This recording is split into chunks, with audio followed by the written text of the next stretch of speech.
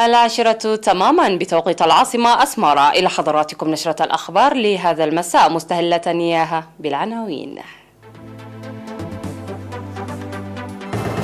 إصابة 13 مواطن بفيروس كورونا اليوم.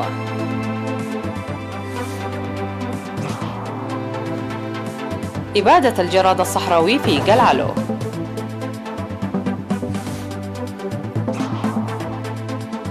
حصاد وفير من المزارع الجماعية في حجاد. 3 قتلى و18 جريحا إثر اعتراض محتجين رتلا عسكريا فرنسيا. هدوء حذر يعود إلى عاصمة جزر سليمان بعد أعمال شقب دامية. العاصفة أروين تقتل 2 وتقطع الكهرباء عن عشرات الآلاف في بريطانيا. إعلان وزارة الصحة. أعلنت وزارة الصحة أن الفحوصات المخبرية التي أجريت اليوم في مراكز العزل والفحص في الأقاليم الأوسط قد أظهرت إصابة 13 مواطن بفيروس كورونا، وقد ظهرت 5 إصابات في مراكز العزل و8 في مراكز الفحص، وهم من جزباندا وعداق حموس وميجهوت وغدايف ووسط المدينة و4 أسمر، وكذلك مدينتي عد قيح ومندفرة. في غضون ذلك شفي 8 مرضى كورونا كانوا يتلقون العلاج في المستشفيات الأقليم الأوسط. وبهذا بلغ عدد المصابين بفيروس كورونا في البلاد حتى الآن 7318، شفي منهم 7084 وتوفي 60 مريضا، فيما لا يزال 174 مرضى يتلقون العلاج في المستشفيات. وزارة الصحة 28 من نوفمبر 2021. أعلنت وزارة الزراعة السيطرة على حورية الجراد الصحراوي الذي أباضه الجراد القادم من دولة مجاورة يوم 16 من أكتوبر في منطقة عدايتو في مديرية جلعلو. وأوضح مسؤول الزراعة في إقليم شمال البحر الأحمر السيد تسفيت قبرز جابيهير أن الجراد الصحراوي انتشر إلى سهول سيموتي ومزارع بويا ووضع البيض لإيجاده الرطوبة الكافية، وقد اتخذت خطوات إبادته بعد خروج الحورية نتيجة الاستعدادات المسبقة في القدرات البشرية ومعدات الرش. وأوضح مسؤول وزارة الزراعة في مديرية مصوع السيد داويت أنغسوم السيطرة على نطاط الجراد الصحراوي الذي انتشر في مساحة 110 هكتار بتضافر جهود سكان بويا والشباب والإدارات وأعضاء قوات الدفاع ووزارة الزراعة في الفترة من 10 وحتى 19 من نوفمبر دون إحداث أضرار في المزارع والقطاع النباتي. وأشاد مسؤول الزراعة في مديرية جلعلو السيد يوسف حسين بتعاون الشعب وخبراء الزراعة والجهات الحكومية والجيش داعيا لمواصلة المتابعة والمراقبة وإبلاغ الشعب لمكاتب وزارة الزراعة في حال ظهور الجراد.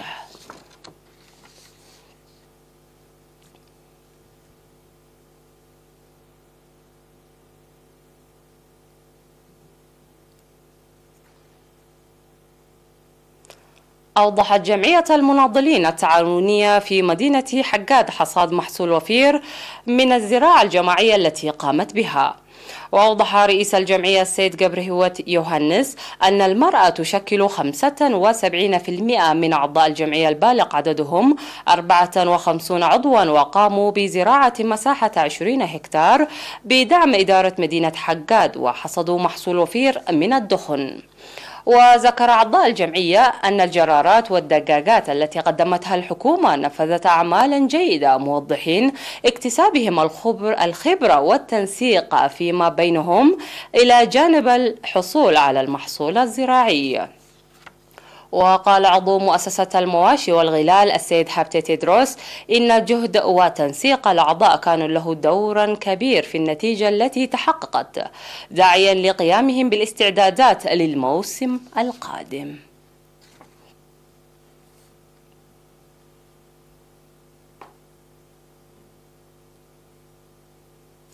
عقد القائم بأعمال السفارة الإريترية في الولايات المتحدة الأمريكية السيد برهاني جبرهيوت سيمينارات شعبية واسعة من 31 من أكتوبر وحتى 21 من نوفمبر. وأوضح السيد برهاني في السيمينارات التي عقدها في مدن واشنطن وسياتل وأوكلاند وهيوستن وشيكاغو ونيويورك بعنوان التعبئة ضرورة مرحلية. أوضح راهن الأوضاع في البلاد والتطورات في منطقة القرن الأفريقي والعالم، وخاصة التدخل السلبي الخارجي في الشؤون الداخلية للمنطقة. وشرح الأوضاع الجديدة التي تشهدها المنطقة والتطورات المعادية لمرحلة تمتين السلام والاستقرار والتعاون الإقليمي التي شهدتها منطقة القرن الأفريقي في السنوات الثلاث الماضية، والتدخلات السلبية للدول الغربية والمعوقات والتحديات التي خلقتها. وقال إن التدخل الجائر المبني على الأكاذيب يأتي في وقت تنامي وعي الشعوب المنطقة والعالم وتزايد الفرص للتصدي له بصورة مشتركة. وقدم توضيحا موسعا لبرنامج التعبئة المرحلية للإريتريين في الولايات المتحدة الأمريكية لرفع الوعي وتمتين وحدة الشعب والدبلوماسية الشعبية ووسائل التواصل الاجتماعي ودعم معيشة الشعب والدفاع بالاقتصاد الوطني. وأوضح المشاركون إدراكهم التحديات التي خلقتها التدخلات الخارجية على المنطقة، مشيدين بجهود الشعب والحكومة وقوات الدفاع الإريترية لضمان تأمين الوحدة الوطنية والسيادة والسلام، مؤكدين على الاستعداد للإيفاء بالمتطلبات. قام سكان مناطق الدكساب ومقركة وعنانالاي وتعارش بصيانة وتوسعة طريق ترابي بطول 9 كيلومترات يؤدي إلى منطقتي تعارش ودكساب من طريق كرن أسمرة الرئيسي. وأوضح مدير مديرية سرجع السيد كفلة مريم قبر مسقل أن الطريق كان يعيق حركة المرور، لذلك يقوم سكان منطقة دكساب بصيانة كيلومترين، فيما ينجز سكان مناطق مقركة وعنانالي وتعارش بصيانة 7 كيلومترات الباقية. وأوضح مدراء ضواحي دكساب ودفري وعنانالي وتعارش أن المبادرة المتخذة بالتنسيق بين تلك الضواحي يسهم في تقليل مشاكل المواصلات في المنطقة. وذكر السكان بأن عدم توفر طريق آمن ومستوي كان يعيق حركة المرور في المنطقة ويسبب المشاكل في حياتهم الاجتماعية والاقتصادية، مؤكدين مواصلة العمل حتى إنجاز المهام بنجاح. وطالبوا بدعم الآليات الثقيلة لتأمين الطريق، مناشدين تخصيص حافلة حارات بعد اكتمال المهام. فاصل ونعود لمتابعة الأنباء على الصعيد العالمي، ابقوا معنا.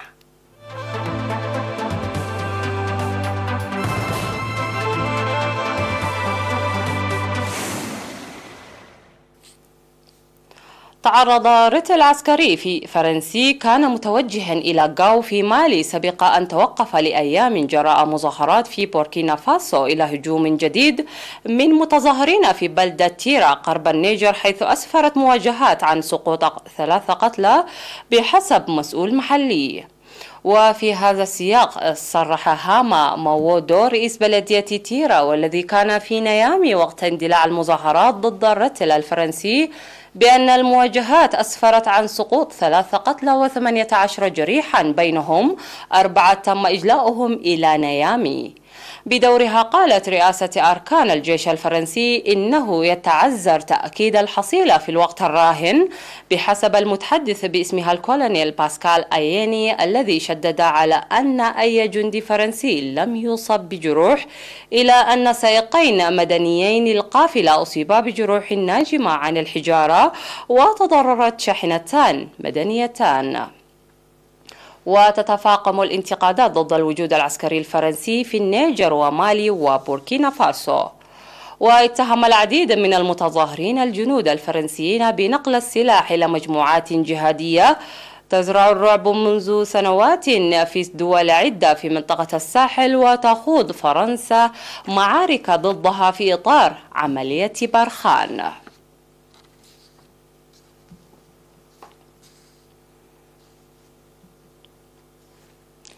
عاد الهدوء إلى هونيارا عاصمة جزر سليمان بعد أيام من أعمال شغب أودت ب3 أشخاص على الأقل وحولت أجزاء من المدينة إلى أنقاض متفحمة. وبدأت محطات الوقود ومتاجر وأنشطة تجارية أخرى بإعادة فتح أبوابها وسط تهافت أهالي هونياهار على المحلات لشراء السلع الضرورية مع تراجع أعمال العنف. والمظاهرة المحدودة التي بدأت الأربعاء سرعان ما تحولت إلى أعمال عنف واسعة، وانضم أهالي هونيارهار الفقراء إلى المحتجين المناهضين للحكومة في نهب متاجر كسرت واجهتها أو أضرمت فيها النيران. وفاقمت إجراءات إغلاق مرتبطة بجائحة كوفيد صعوبات الاقتصاد المنهك أساسا، وزادت من مستويات البطالة والفقر بين السكان البالغ عددهم نحو 800 ألف شخص.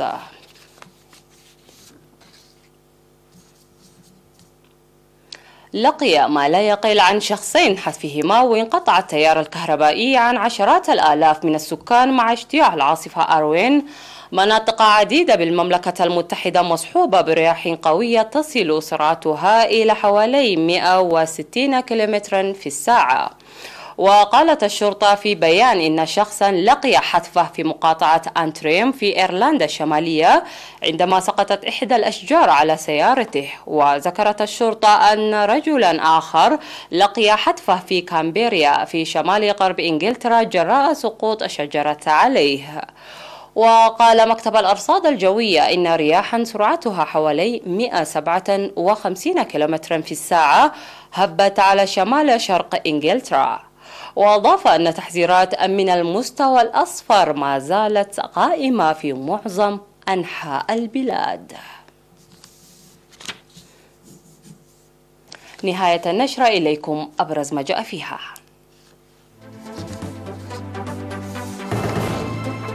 إصابة 13 مواطن بفيروس كورونا اليوم. إبادة الجراد الصحراوي في قلعلو.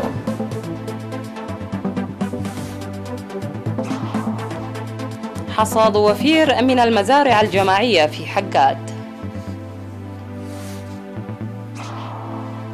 3 قتلى و18 جريحا إثر اعتراض محتجين رتلا عسكريا فرنسيا.